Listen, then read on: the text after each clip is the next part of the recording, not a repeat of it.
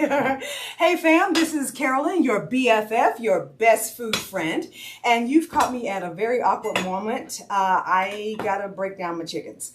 I do buy my chickens whole because I get a lot more out of it. I mean, we're talking a lot more value than just buying parts. So it does take some processing, but that's okay. You know, you get used to it, it's fine. So the first thing I want to do is, one of my favorite cutting boards is this one for doing chicken, because it does have this little sort of trowel, not a trowel, but what do you call it? Moat. I'm calling it a moat. It has a moat. It has a juice moat. And so if I'm cutting a sort of a moist chicken and all the blood or hemoglobin is running out, it just goes into the little moat. So there's that. The second thing is, for safety purposes, is to get a wet towel to put it down so that my cutting board doesn't slip.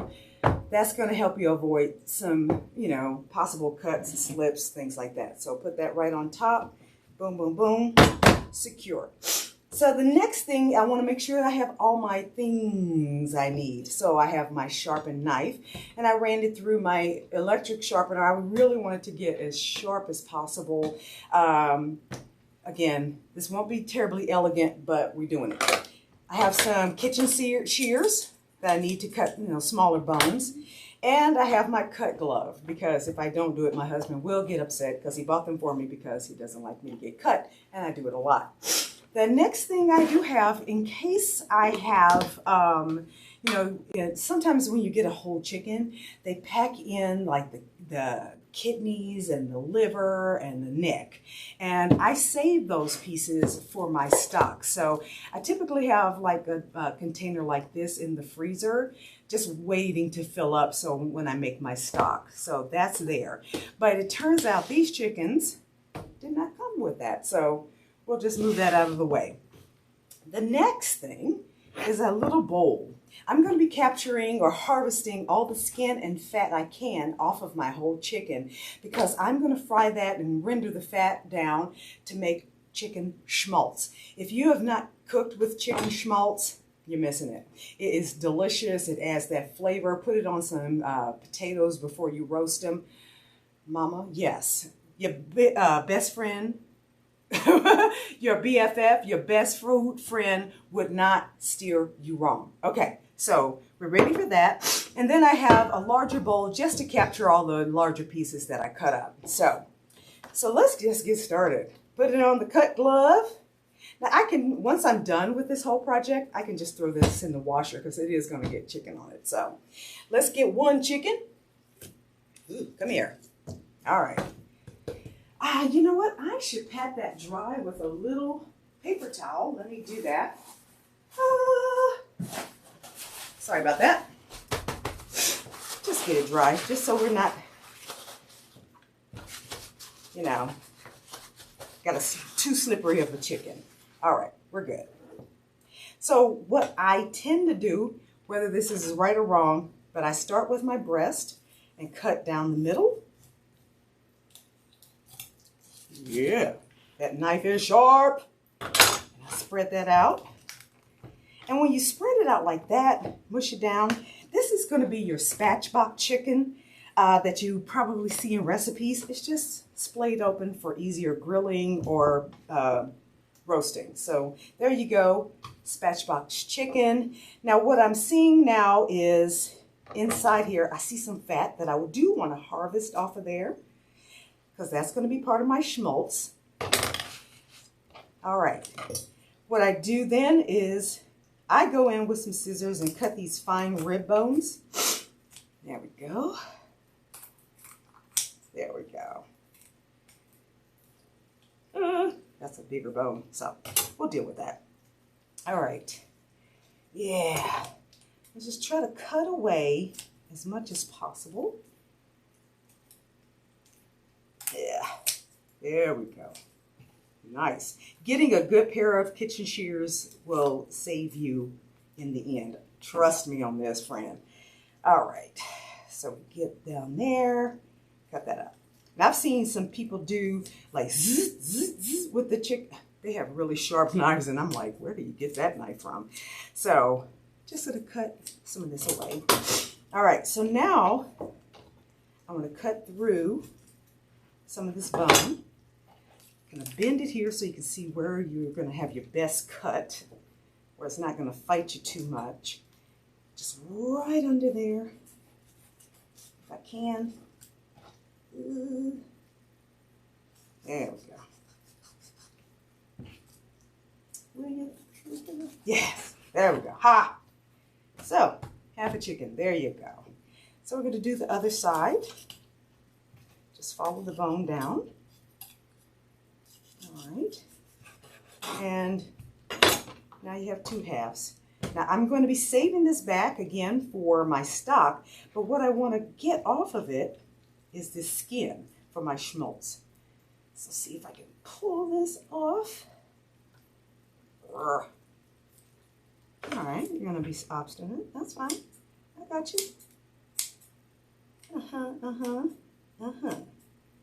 Yeah. Yes, cut glove come through. Okay. Let's get a little bit more of the skin off. There we go. All right. And I just kind of break that in half just so it fits in the container a little better. All right. So, boom. There's your back. We don't need that right now. And what I want to do right now is harvest the wings off. My husband does not like wings. Anyway.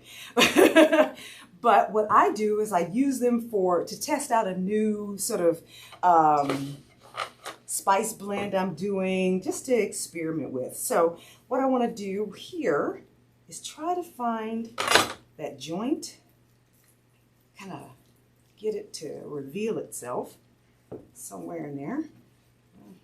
Feel it. You can feel it right in there. You want to get in there and cut it. There we go. Ta-da. All right. I leave the skin on because I'm going to be using that. And now we can just cut this thigh and, this breast and the thigh and the leg apart. I'm going to take that skin from my schmaltz. And any extra fat, I'm just going to go ahead and trim that off. Because, again, we'll be using it.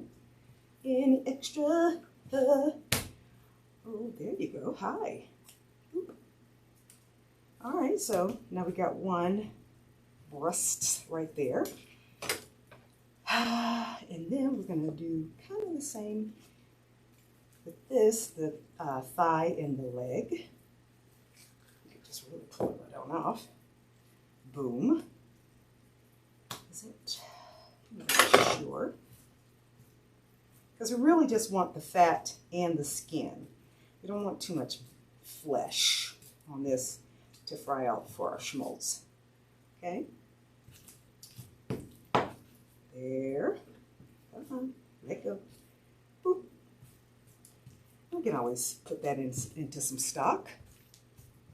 And let's go and grab this fat that we're going to use for later. I'll be making a video on how to make schmaltz.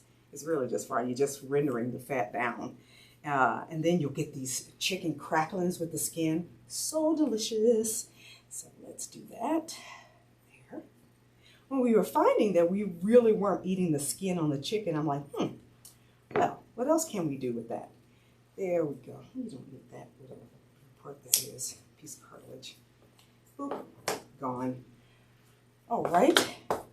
So we got that. Now let's do the other side. Okay. Reveal yourself, little joint, so that I might cut you. There we go. Boop. That off. Peel that off. Save. Okay. Harvest fat. There we go.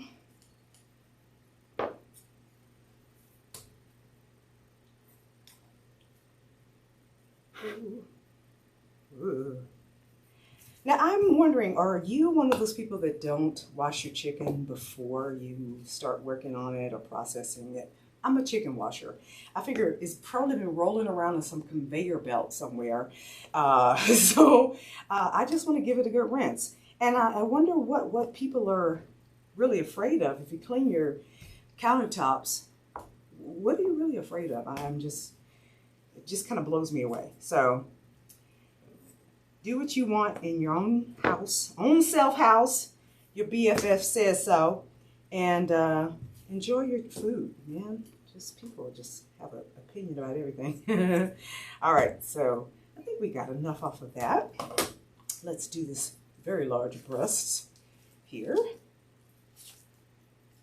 There, harvest, harvest. Do we have any good fat? I don't know, actually. Looks pretty good. You know, just a little bit is fine, but left on it. So there you go.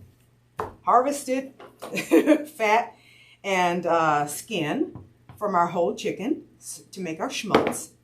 And we have 2 thigh leg pieces and 2 breasts.